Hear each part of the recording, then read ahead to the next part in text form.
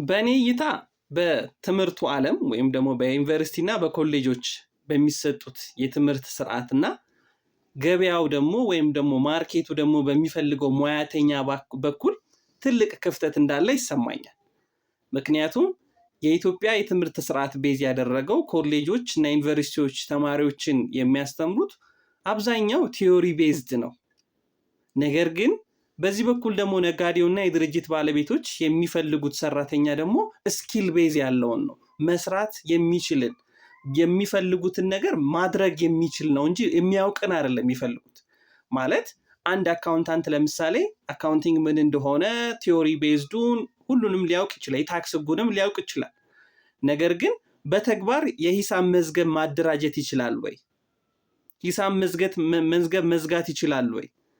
ፔሮል ማዘጋጀት ይችላል ወይ?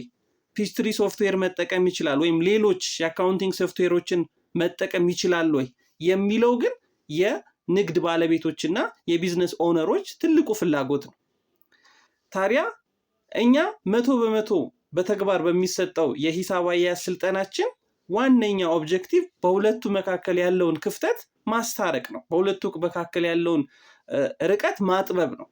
እውቀቱ ኖሯቸው ወይም ወደዚህ ሙያ መግባት ፈልገው ነገር ግን በየቀኑ የሚደረጉትን ተግባራዊ ስኪል የሚፈልጉ ጉዳዮችን የማያውቁ ሙያተኞችን በማሰልጠን በዚህ በኩል ላሉ የቢዝነስ ኦነሮች እና የድርጅት ባለቤቶች የሚፈልጉትን ስኪል ያለው ሰራተኞችን የማቅረብ ስራ ማለት ነው።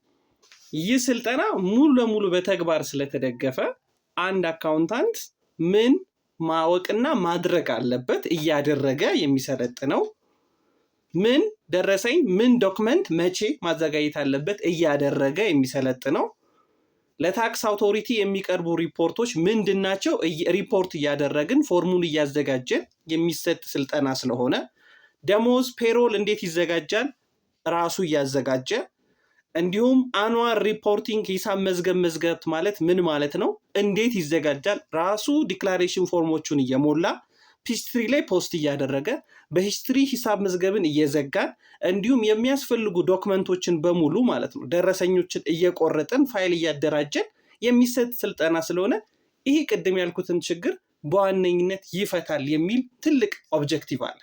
ስለዚህ ይህንን ስልጠና መውሰድ የምትፈልጉ ወይም ደግሞ ለጓደኞቻችሁ ለቤተሰቦቻችሁ ይህንን ስልጠና ቢያገኙ ጥሩ ነው ለምትሉት ሁሉ ሼር እያደረጋችሁ ባሉት የምዝገባ ወቅት እንድትመዘገቡ ጠይቃለሁ።